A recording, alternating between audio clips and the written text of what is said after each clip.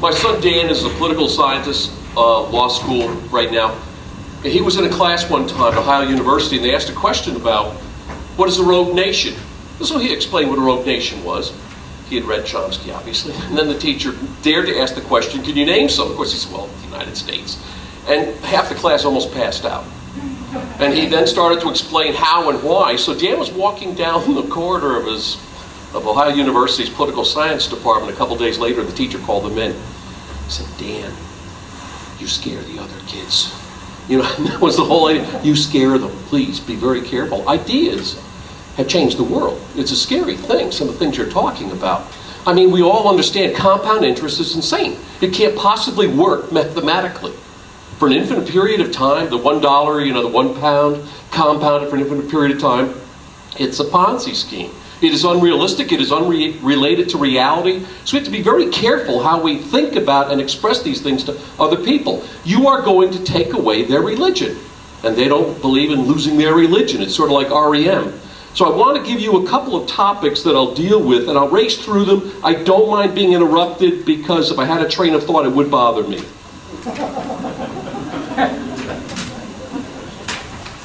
Let me try to get couples.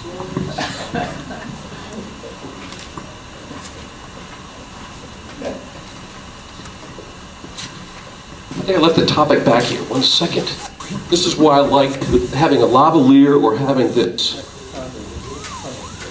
Got it. Do you know what a hell it was to be in my class for the years that I taught? To try to follow some of this? Here are the topics.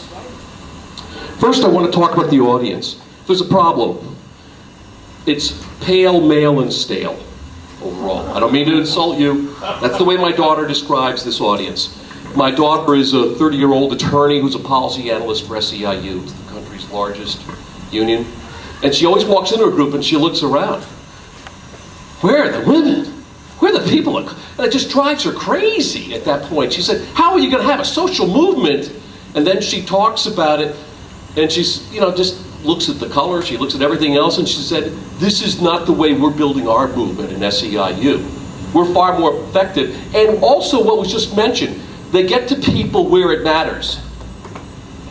What they eat, how their lives are going to survive. They don't get stuck in all of the esoteric, self-indulgent rhetoric that I get into. One time she just cut me off at the knees, as she's prone to do. I was talking and pontificating about something in a very self-indulgent way, and she leaned over and said, Dan, you're so smart. Why don't you look for common ground? And that's what Dr. Guido is talking about. This is so important that we form our alliances. They are so big and so well funded. If you start taking a look at the corporate think tanks, they're not corporate think tanks. They're not even right-wing think tanks. They're propagandists. Let's talk about what the American Enterprise Institute is, and the Heritage Foundation, and the Cato. What are they? They're paid propagandists. Hundreds of millions of dollars going through those groups. They have learned how to phrase every little bit of propaganda you listen to. The death tax. 3 people out of every 1,000 pay it. And it doesn't matter. They're dead. It doesn't bother them. It only bothers their heirs. And the average tax rate's only about 14 to 17%. And we're worried about them when most Americans are hit by health care, when they're worried about their wages, they have falling or stagnant wages. We're worried about that. And they passed it as emergency legislation. I'm going to talk a little bit about Dennis Kucinich because he's my friend for a long time. People ask me why I worked for Dennis Kucinich and why I act as his issues director in campaigns, why I write all that stuff on the website about torture in Iraq and other things. It's because he couldn't drive by. Let me explain what I mean by that. We were going to a victory party several years ago after one of his congressional wins. And there was a woman lying on the road, actually on the sidewalk near the Highland Party Center where we were supposed to go. I had to get him there. And so he's upset. I was going to drive on by. I'm from New York. I can ignore anything. Okay? Nothing. Sort of the Kitty Genovese attitude. You get a little immune to other people at a certain point. People urinate on the subway, you pick up your feet. That's just the way. It doesn't faze you. We become that desensitized over time. He is such a pain. We have to go back. And I was thinking, he goes back, she's sleeping. He's got to see how she's doing. He reaches in his pocket, as always, for some money. And all of a sudden I'm starting to really feel ashamed. It's one of those types of shame that sort of overtakes you. It's like, why am I not like that? And then I reminded myself, I'm Irish. I'm quick to anger, slow to thought. I have Irish Alzheimer's. I only remember enemies. I don't remember anything else, okay? And I realized there's a reason why I work with this guy. Because he actually brings a certain level of humanity to me. When I'm with him, I don't think about the Battle of the Boyne and King Billy and how much I hate them. Well, I won't say that to our friends here. But you have to start thinking about, how does somebody change you? And so off we go, and I'm thinking, and I expressed to a group later on, they asked me, why do you work for him? I said, because maybe, just maybe, we deserve people every now and then that represent the bag lady on Lorraine Avenue, poor section where he represents, more than the CEOs. Maybe everybody deserves some representation along the way. And maybe 16 years at Catholic school, besides doing a lot of jobs, I mean a lot of ways, gave me a sense of what is a papal encyclical, what is, what did Leo XIII preach when he wrote Rerum Novarum. Unfortunately, I had to read that in Latin. Not a pleasant experience in high school. Pacem in Terris, Quadragesimo Anno, some of the great encyclicals, great social justice tracts. And that's why I'm here today. I really had a blast listening to you very scary people. This is the first time I came at the beginning. I try to listen to everything, I'll listen to the rest. And let me run through some of the topics we're going to deal with. First of all, we had the words from the master, okay, Karl Rove.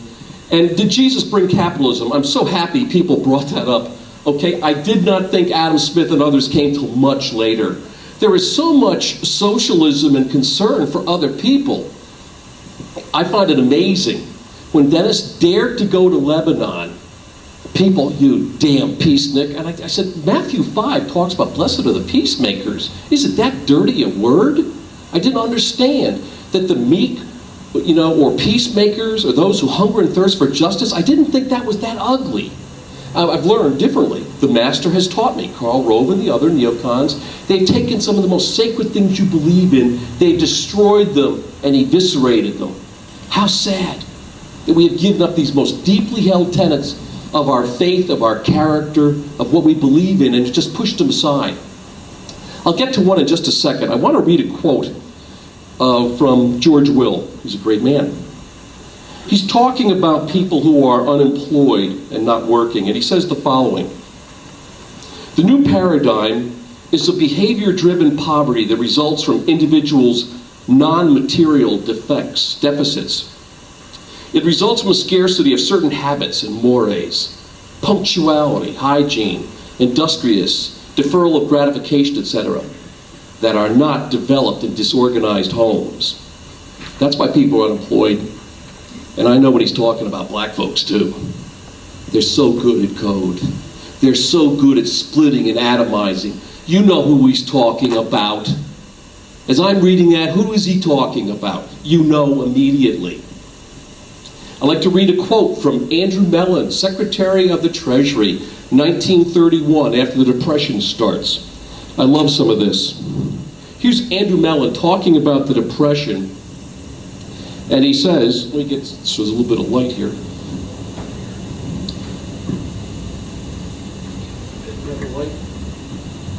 He says,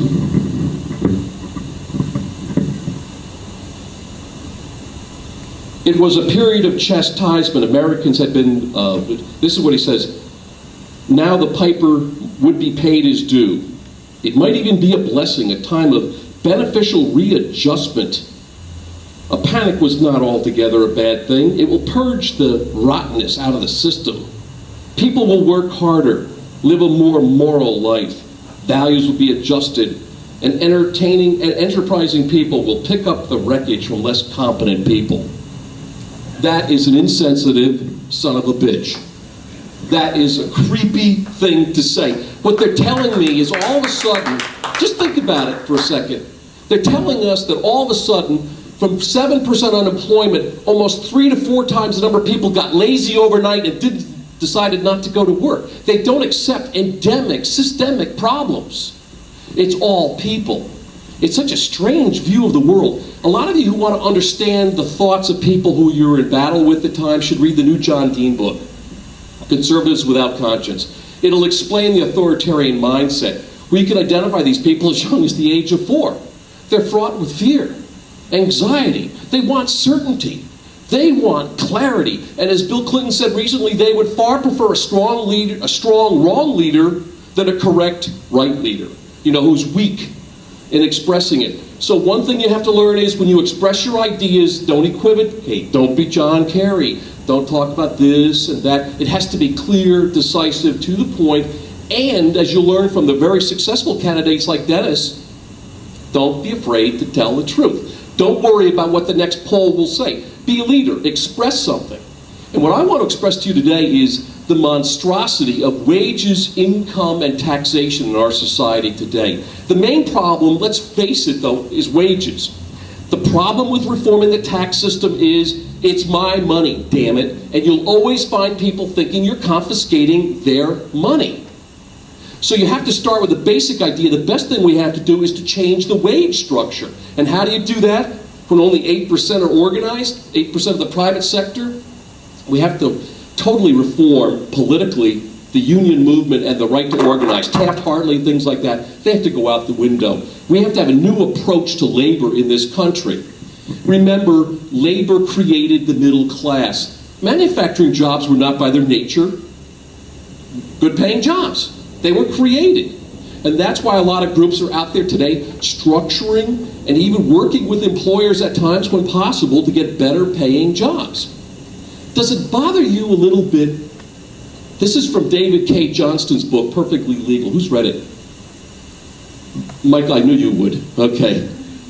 Michael's a very dangerous man. Some of the stuff he's written about the inflation of the stock market, the $4.7 billion pyramid, $4.7 trillion pyramid, and the housing bubble is really scary stuff if you knew how radical his mind was. But he understands the game that is being played in our society today really, really well. I steal a lot of your stuff, by the way. I actually give attribution, okay, in some of the slide presentations. I've never found a good idea I couldn't steal. But as you take a look at the games that are played in the financial world right now, it should stun you to realize the wages, as David K. Johnston says, of the top 13,400 households in this country equal the wages of how many Americans?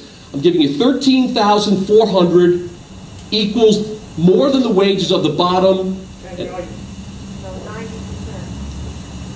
You're closer, doctor. 96 million people. I take a plate of food. I take half with my family because I'm getting a little more fleshy. I need it. Higher caloric intake, I have to have it. How many people on the other side of the plate of food? Divide 13,400 into 96 million, you end up with over 7,000.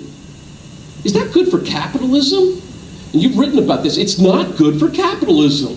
When the money is not just trickling down, when it's not going down at all, when it's sort of gushing up, that hurts capitalism. Those of you who read McElwain's book, it's a really good book. I just stole the Great Depression. When you read some of this stuff, you realize having 50% with no wealth today or 80% with no wealth in the Depression, when you have stagnating wages, when the velocity of money starts to slow down, it's not a real good scenario. As one of you mentioned, and it was very accurate, our chance to have this come about and to change will not probably happen until there's an economic downturn. Something not good happens. I hate to say that, but that's just the reality. I try not to lie to people too much. So I don't think it's going to politically happen right away. But you should be ready, as Steve is saying, that when things do change, you have your proposal ready, you're organized, you've worked on local congressional campaigns, there are people who are actually open to your ideas. That is absolutely critical. Let's try to get back with the system. We talked about wages, we'll go talk about taxes. I have to mention something on militarism. My favorite American writer is Thomas Paine. He was the most radical. He's the best, okay? He's just amazing. His foresight of what happened in our society. His talk about, he was the one who first used the word progressive taxation. He understood what was necessary. I also thought it was great. Thomas Paine has given us a lesson. The enemies of your enemies are not always perfectly your friends. I remember he went to the French Revolution, and he was very much for. Then all of a sudden he found out they wanted to execute the king and queen. And he said, no, you shouldn't do that. Send him to exile. And of course, they wanted to put him in the guillotine. He escaped at the time. So it means even when you pick up friends on the other side, don't abandon your beliefs. It's so easy for people to say, well, I guess they've got to die. Thomas Paine had the courage, and I think that's a neat thing in people, that when no one else is speaking, he was still saying, do not execute them.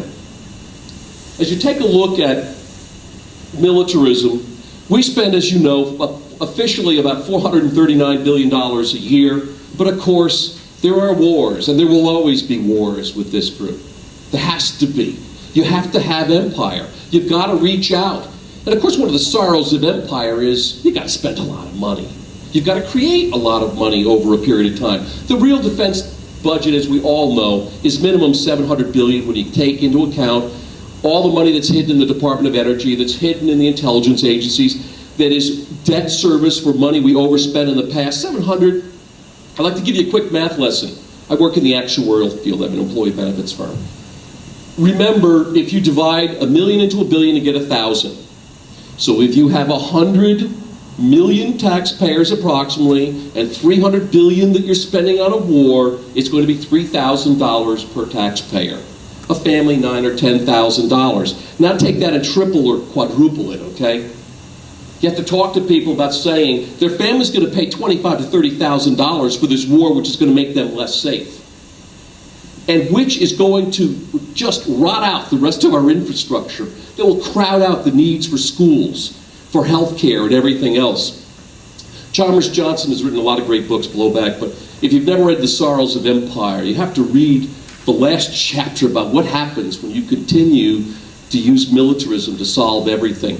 Americans have not yet accepted, because we have a corporate media, how radical, how bizarre, and how hated we are. I just had a chance to come back from London and Brugge and Brussels and Paris. Then I went to Austin. I was in culture shock. This is the last 2 weeks. And I have to tell you, it's like all of a sudden, I tried to talk to some friends down there who were doing business, and the president's doing a great job. I heard anything but that every place I went to in Europe. The anger was palpable. My daughter, Nora, goes with a guy from Dublin. And they were together with like 51 people. And there was 1 out of 51 who even began to defend. If that's being said in Ireland, our friend, what are our enemies saying about us? And so all of a sudden the other day we have an intemperate remark about Hugo Chavez. And we have Ahmadinejad talking about Satan and the devil. And what does the media focus on? The lack of civility. Rather than thinking about why were they applauded and why do they hate us, this beautiful misdirection by the corporate think tanks and Fox News. Why worry about the reason it was said? Why worry about illegal or immoral wars? It's another reason I was really proud of Dennis. He got over 120 Democrats to vote against the war in the House before it started. He kept saying one thing: I've seen no evidence. Can you show me evidence? And of course they couldn't. He wanted to have them all sworn in and testify under oath, which of course was never going to happen. Could you imagine how many people would be in jail or being impeached today if they'd had to lie under oath at that time? But they managed to get away because, unfortunately, while the Republican Party is a wholly owned subsidiary of the S&P 500, the Democratic Party is a partially owned subsidiary. There are enough of them who go over with the other side at times. Sad. Tragic. Let's actually get to taxes. Who wants to pay taxes? Raise your hand. Who should pay taxes? Actually, I think all of us should feel very proud. My brother Ed has a company in Philadelphia. And every April 15th, his accountant says, you gotta pay this or whatever, and it's done really well. He looks like a Home Depot for contractors. And all he thinks about is, this is a great country. Look at how much money I have to pay. And I'm serious, that's the way he looks at it. Is this a great country or what? That I, a high school graduate, he was a high school graduate, went to college, dropped out, had to start selling power tools, now has his own company and 70 people working. And he thinks, I made it. I'm so happy I can pay this type of a tax burden at that time. Look at all the people. He's hired people with twice the education he has. You know, he has the attorneys and the accountants and the engineers. All the others, they come and they work for him and he thinks, wow, Other people schooled them and educated them so I could make money off of them. Wow, is that a neat system too? And he recognizes, as the 109th Congress, I call it the Live the Ladder Congress. Their whole object is, we've made it, the hell with you, let's get the ladder up real fast. And that's not our job. Our job is to keep the ladder reaching down to people so that they can reach up too. It's about equal opportunity. Imagine choosing as David K. Johnston points out in his book, I love it, he says, imagine choosing the Olympic basketball team by the children of the winners of the 1972 Olympics. And that's a little bit how we do our system right now. I was offended by one thing terribly in London when the tour guide was telling us about that 90% of the land through the downtown and the financial area was literally owned by a couple of people, including the Crown Trust, where they own all these properties. And there's something about me, once again, that ethnic background. I grew up with my father, besides learning about the Battle of the Boyne and King Billy and all the important things and all the songs. I also learned that the United States Constitution says the United States shall bestow no titles of nobility upon its citizens. Think about that. The United States shall bestow no titles of nobility upon its citizens. We're a rough, weird group. We have this egalitarian credo that Alexis de Tocqueville talked about. Alistair Cook has a great story. I got a quick anecdote. He talks about this Englishman walking up to a Western rancher's home. And he goes up, he knocks on the door, and he goes over to him, and he knocks on it, a guy comes to the door, and he says, "Is the master at home?" Using the proper British phrase. The guy looked at him like he was a piece of dirt. And he goes, "The son of a bitch hasn't been born yet." Meaning, we have no masters. We have no kings. This is not the way we operate. And it gives you a real sense of, that's why he chose it for the America series. We don't accept this at all. You have the wrong person. I love the idea of the confusion of the words, too. Who wants to pay should pay taxes. Here's the Center for American Progress's idea. I'll run through this very quickly. What they're basically saying is, do not worry about getting into, the tax provides for protecting safety, security, health, and it talks about the basics of a tax code. It should be opportunity, fairness, simplicity. A tax system should reduce taxes for the middle class, reward work, strengthen economy, raise necessary revenue. I'll just give you the rudiments of it. It's not that I'm endorsing all of it. I just think it's a very clear type of proposal where we should be going to. The plan is here. Households under $200,000 will see an increase in take-home pay. Most of it's caused by giving the 6.2% you pay in Social Security, it becomes your money. So it's an immediate 6.2% bump, which I like a lot. Average tax cuts around over $600, over $200,000, you're going to pay more. And tax each source of income the same. Dick Distelhorst, you talked about that yesterday. The idea that you make a stock investment and you pay less in taxes than somebody who's cleaning your bedpans or cleaning your concrete, it's just wrong. It is so demeaning to honest labor and why we prize accumulated wealth over everything else. It's just wrong. It's like that hamburger I had years ago where one kid takes a bite out of it, comes back, he looks at it, there's a bite out of his food, he goes, "That's just so wrong." And it is. It's just so wrong. It should hit all of us at a visceral level. Not if you're just Irish either. It just should hit you. This is just wrong. We should never allow people who work hard, wear out their bodies, to be pay a higher tax rate than those who are sitting next to the pool. And you know what the real con is? Alan Sloan of Newsweek wrote about this a couple of years ago. Dennis used it on the floor of the House. And that is, they're really working for the American Idle Act, IDLE. And that is where you'll have zero capital gains and dividend tax, and you'll be able to pass on unlimited wealth without the death tax. And if you think things are bad in feudal Europe, we will return to a feudal times in America of the landed aristocracy. And it destroys, as Madison has said and others, it will destroy all democracy. It will be gone, it will be eviscerated. Yes? What is that group that meets in Washington every week that talks about this tax, Grover Norquist? Oh! They meet every week. They're a wonderful group, and I think your attitude is really one that needs a little bit... Yeah, Grover Norquist and the others, Americans for Tax Reform or whatever it is, the ones who want to drown American government in a bathtub, okay? This is a group of very radical people who just feel, I mean, let's take a look at some of the people. We had one Republican senator who said anyone who talks about the fact that 40% of the tax cuts went to the top 1%, that was like the Nazis. The envy part, it's class warfare. And well, as Warren Buffett said, if class warfare is going on, my class has won. They have won. Because as you start taking a look, I was going to go through all the statistics, but you've seen all of them. They've all come out recently.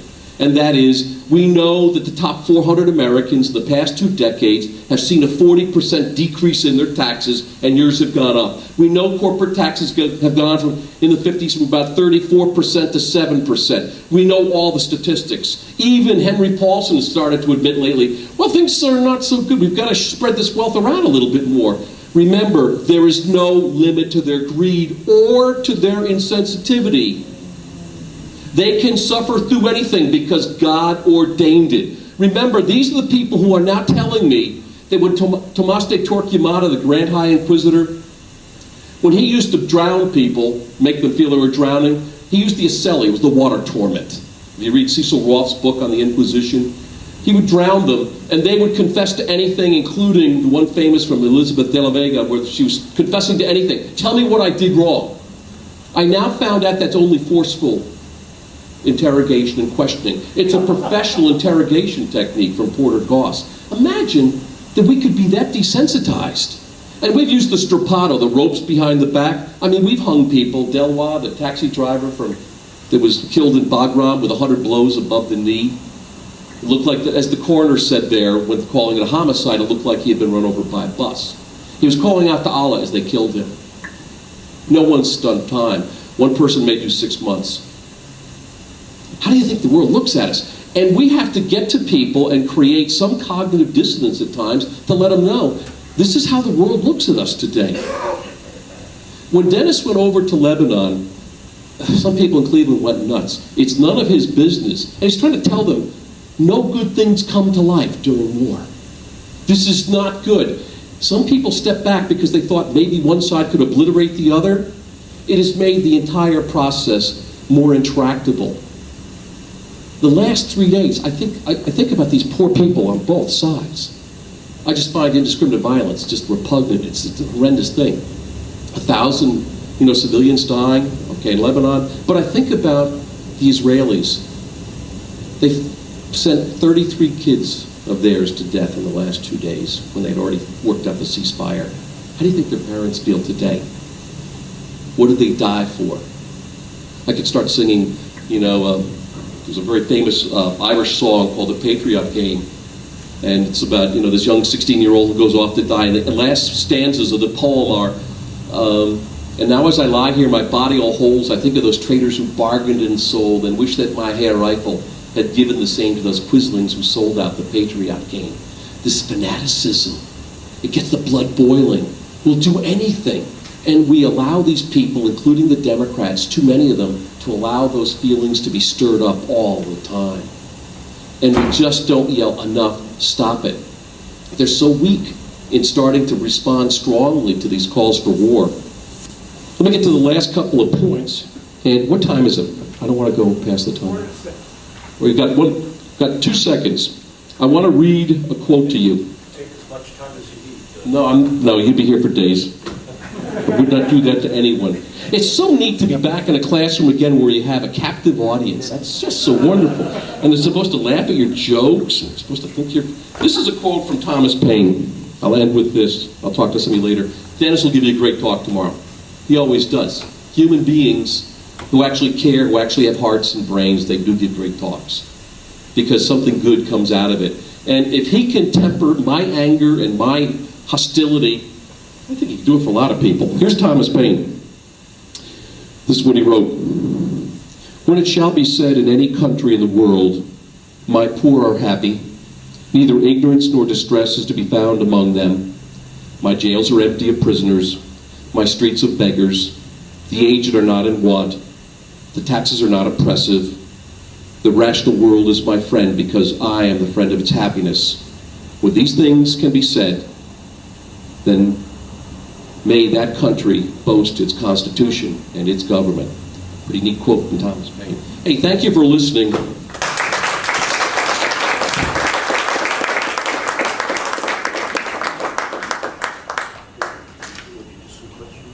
Oh, anybody, question for you? The answer is never convicted. I always use my Woody Allen line, okay? Indicted, never convicted. I'm talking about my too much children say that Ellen, the lawyer, laughs. Any questions? It was just an emotive thing today. It was not really specific. Some of you guys, doctors, and the rest of you actually have specific knowledge to impart.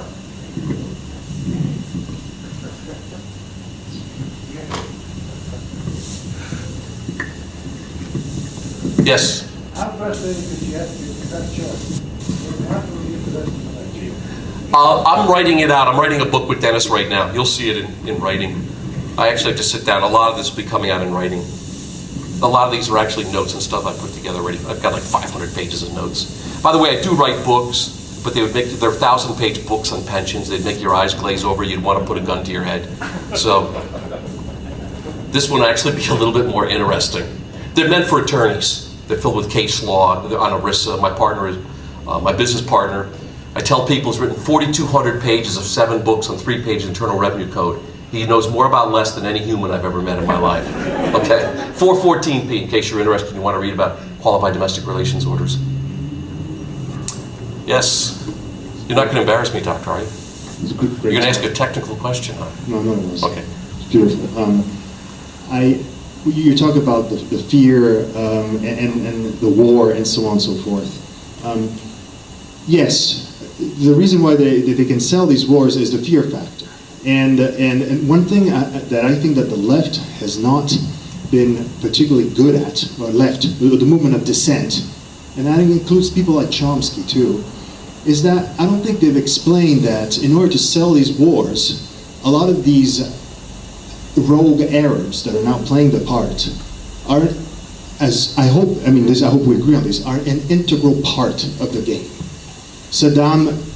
Bin Laden is more complex because he's become a televised creation that appears in Al Jazeera, which is an entirely collusive party in Qatar, where the U.S. has the biggest base of deployments in the area. Of course. And he appears only from these videotapes at the right time.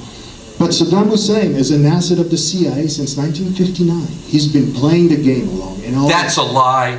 Yeah. No, Yeah. I've heard people say that to me, like, oh, And so, oh. and so they're part of the game. And what is in your campaign, in your political movement? How do you think this is an important point? If there weren't these puppets playing along on the other side, these wars would not be as possible as we think it would be. Oh, we have to always have somebody to hate, don't we? For the military-industrial complex, so you have to queue these people up over a period of time. But they play along. Oh, I think that's absolutely true, actually. I think what is important to recognize, as some of you mentioned earlier, I think it is always, as he's talking about, is to label the game. Don't let the propaganda go by. Label what is happening. Show what's happened in the past. I always try to talk about Saddam, what we did for Saddam. I try to talk about Henry Kissinger was so happy when 1 million people died in Iran and Iraq because we wanted them both to lose, as he said. I mean, he's a war criminal. There's not a nice way to put it. I mean, actually, Christopher Hitchens was actually right on that one. But in terms of explaining it as you just did, that's a tough one because you'll sound paranoid, you'll sound like it's a conspiracy theory, and so we try to approach it from the result. This is what has happened to us right now. This is what we have to do. Sometimes that's some pretty heavy lifting. I lead it to people like you and others to try to do the narrative background. So you start reading, go ahead. No, they'll tell you, well, the Arabs are killing us. What do you want us to do? They also say something else. They say, until they love their children more than they hate us, this war will continue. And it's like, they're human. You don't think they love their children? And what would you do? I ask this in a couple forums. It's a quick tangent. I always ask people in forums, what would you do if your child was tortured? Women especially, like my wife, my 4 kids, I'd slit your throat. So, I mean, she's a wonderful, kind, caring person. And But she would just, you'd be dispatched so quickly and efficiently, it would stun you. But we're doing this to multiple thousands of people all the time. I don't have a really good answer for you right now in terms of the narrative. I've not thought about it enough. I will. It's a tough one. Ellen? One of the thoughts that always comes up when we can see that that's happening, then certainly the people in control can see that that's happening, and it's a purposeful, obvious tactic. There's no mistake. We all agree. The CIA knew. I consider, like Henry Waxman has said, when you have 267 utterances in the past year where they remove all the caveats, and they know there are caveats, that's lying. If you were in court, counselor, and you said, I know somebody, I saw them do it, there is no doubt that he did it, and then you find out there was a lot of doubt and caveats and somebody died for that, what would happen to that person? Pardon me? If it was under oath. Of course. Somebody would be doing time for having lied under oath, and that's what happened. They knew. They removed all the caveats. The day before, he said, there is no doubt, but they have. There was lots of doubt. I don't know that. Dennis never saw any evidence at any time. There was nothing definitive. There were estimates. And that's, by the way, Willie Nelson has a new song. Actually, it's coming out in October. He's quite a guy. Had some recent legal problems, I guess. But he wrote a song called Peace on Earth, and he said, what is a liar's word worth? I love that. What is a liar's word? And Democrats think it's not genteel or civil. Every time that Condoleezza Rice or the president or the other speaks saying, you know, they misled us intentionally in the past, so you have to question their integrity, don't you? I mean, Condoleezza Rice almost went ballistic when Barbara Boxer asked her some specific questions. She said, are you questioning my integrity? And Barbara should say yes. You know something? She didn't, though. But you're right. She should have said at that time, well, of course. If you can say two contradictory things within a short period of time, and if you can say no one imagined planes ever hitting buildings, and you already had that information in your grasp, please, help us. You're right.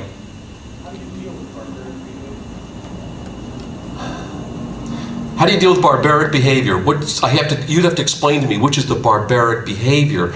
Is it our part, okay, in terms of killing tens of thousands that did not ask to be killed? What's the barbaric behavior? I mean, that we could leave people in detention centers for 4 and 5 years and tell them their families are going to be taken there, that they will never get out, and that they're subject to daily torment, they're chained to, and it's known as sleep deprivation. It's simple, okay? Little things like being bombarded with, non-stop cold or hypothermia. I mean, I think that there are bad people that have to be fought at times. I'm not a pacifist. But I think we have to choose truly. And doesn't it amaze you that how some people can actually break down some of those barriers over time by talking to people, by having a little humanity? Maybe if you show a little humanity, we have a better chance in this world today. But we're living out every stereotype they have of Americans. We're now living out and fulfilling. As George Packer and a lot of other people have put down, we have given Osama bin Laden the best Christmas present. He's never had one before, but he got one in Iraq. He was on the ropes, and we rejuvenated them. We gave them the best recruiting poster they could possibly have. How sad. You talk about playing into their hands. I don't know if I answered your question.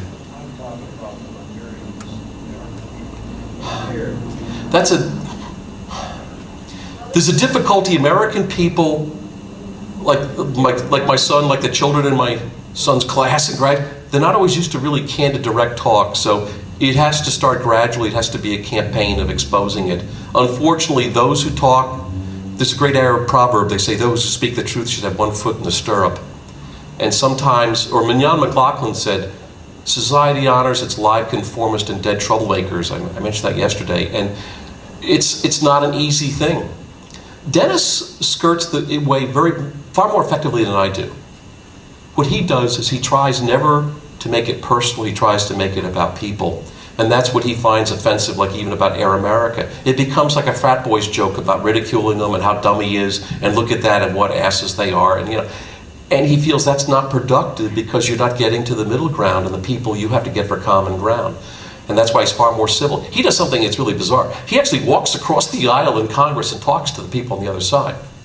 And they're his friends on a personal level. He has not demonized all of them. He thinks they're drinking the grape Kool-Aid and they're doing some things that are really horrendous. But he tries to keep those avenues open. And I admire that in him. I believe you, of course, should kneecap someone to get their attention and then talk to them. Slightly different approach. Yes? I appreciate very much your coming from compassion and the way we should be operating in the world and so on. But it seems to me that you're leaving out certain presuppositions which need to be considered and should be considered, and those are the structural ones. One of the things that's come up in this conference repeatedly is that the system structurally causes war, structurally destroys people, structurally starves people to death.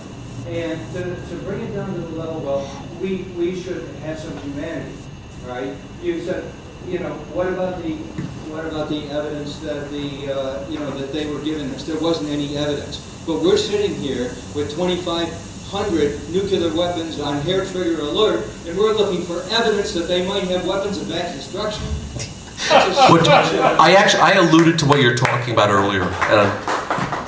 Terrorists, aren't they really former golden boys that turned against? Well, that's what the doctors thought. Of course. And the energy policy. We created war, bin Laden. and the energy policy, our energy policy really is war, and that we really lost it when we say we have to take the fight to them so they don't come to us. So it's a war to the end. They're talking Right, because they were thinking about getting on a plane to come here and they decided not to. They're now in Iraq, right? Well, just, or in London. As long as we send our sons and daughters over there, the terrorists won't come here. And even locally, people say that. We got to take the fight to them to the end. We got to have oil no matter what. Our economy will go to hell. And you got to support the president no matter what. I was just, you're absolutely right. I obviously did not get into the endemic systemic problems. I was talking more at a superficial level about taxes because I thought the others had done a pretty good job and I did not want to get tripped up by Mike Hudson or one of the others in terms of making a mistake. But you're absolutely right. There is a structural problem of usury. I've come to accept that more and more by listening to this over the past couple of days. And I was fascinated to actually learn a lot more of the details about that, and I will pursue that and think about that a lot more. You have to realize I'm also a registered principal. I can run securities firms and a certified financial planner. So a lot of this, I've been part of in the belly of the beast on the other side. And I've written hundreds of things, everything from arbitraging to zero coupon bonds. So it's a reordering of my mindset right now. I've always known that compound interest is insane. Can I digress a Can little? I just ask a simple question? Are all of the people in this country so controlled that if we all band together and go forward? I guess the question is, are we so Manipulated?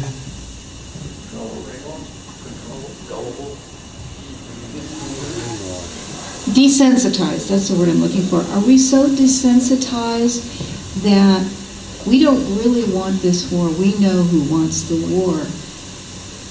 That all of us couldn't go forward and just demand that it get stopped? They can't shoot us all. H.L. Mencken said, for every complex question, there's a short, simple answer that's wrong. And I'm afraid I don't have the answer to what you're asking about. I suck at strategy. I just like to read books and write things. That's what English majors are only good for.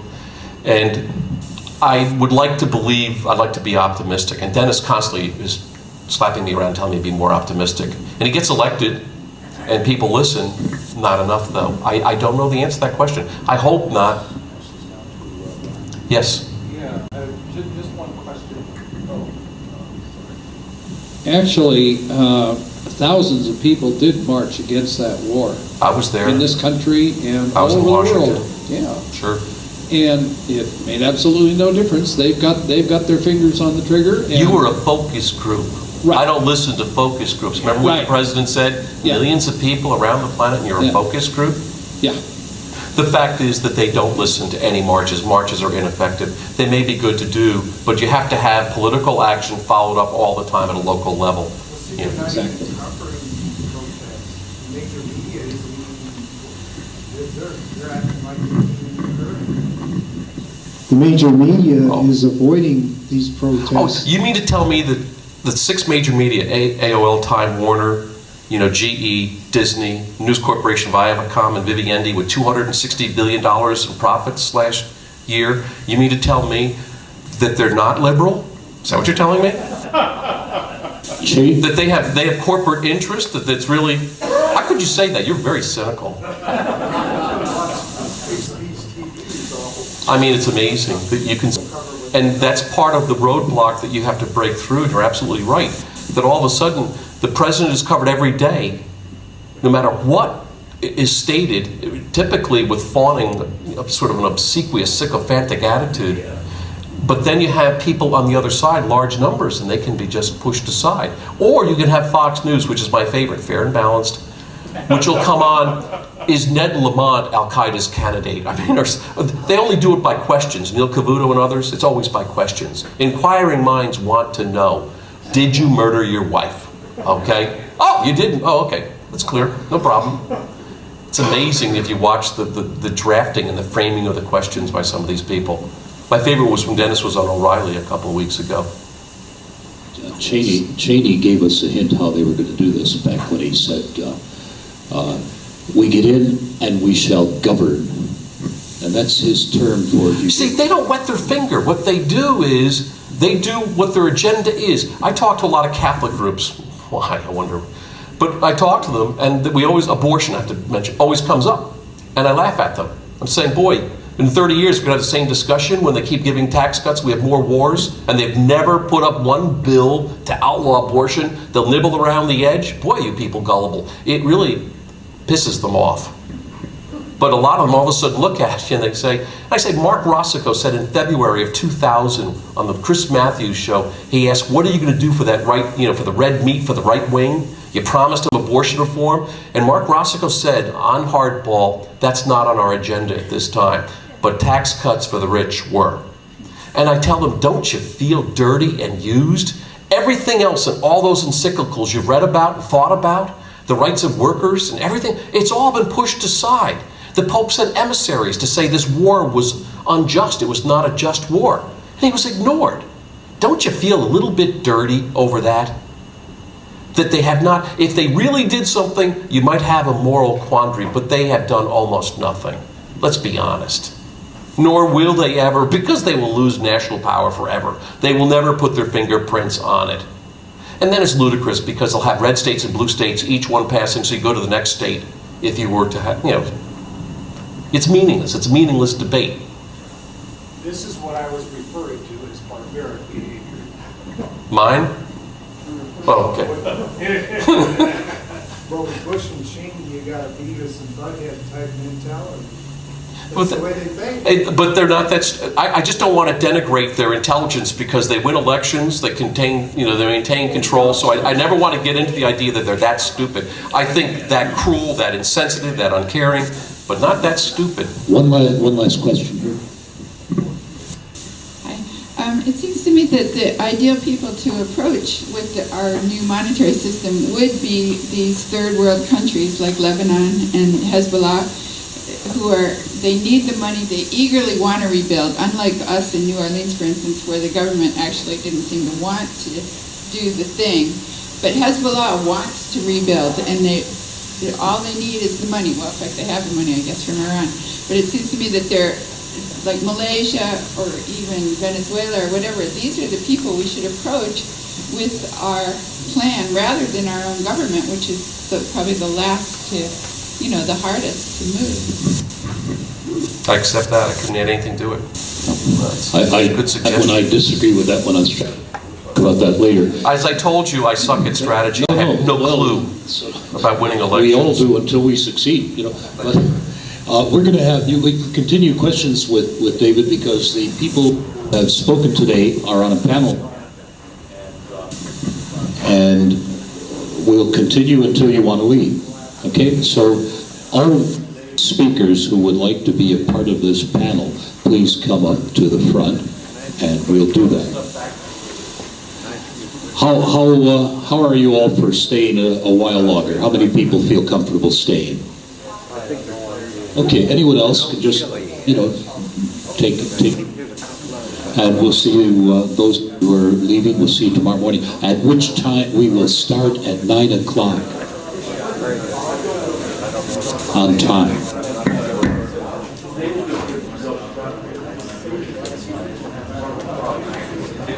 I don't know.